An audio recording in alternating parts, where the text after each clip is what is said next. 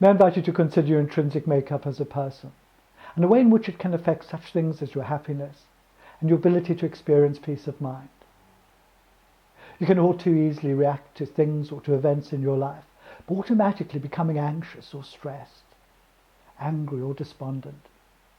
And this can happen even when you don't want it to, or when it's just not in your best interest.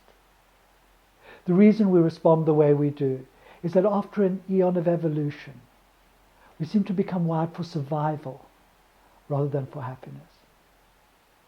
So for instance, you know that you're competent and intelligent enough, and yet you might still experience a certain sense of unease or anxiety, feelings that if you let them can all too easily translate into insecurities that affect your confidence. And do you find that there are times when fear prevents you from performing at your very best? Also, you know that smouldering anger is more likely to harm you than poison the person is directed at, but you still find it difficult to let go. And of course, you know that the best response to a challenging workload and a looming deadline is to remain calm and focused. But are there times when you're still hijacked by stress and anxiety? Occasionally even to the extent that you become like the proverbial rabbit, caught up in the headlights.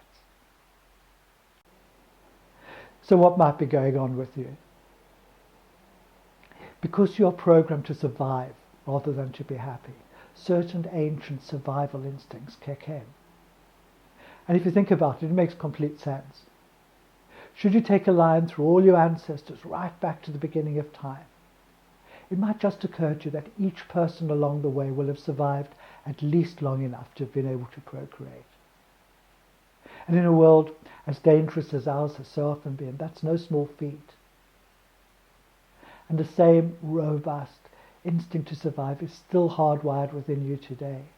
Even your sexuality is fueled by it. But at a time when such ancient impulses perhaps make less sense than they might have done for your primordial forefathers, it does stand to reason that from time to time they may cause some difficulty in your life.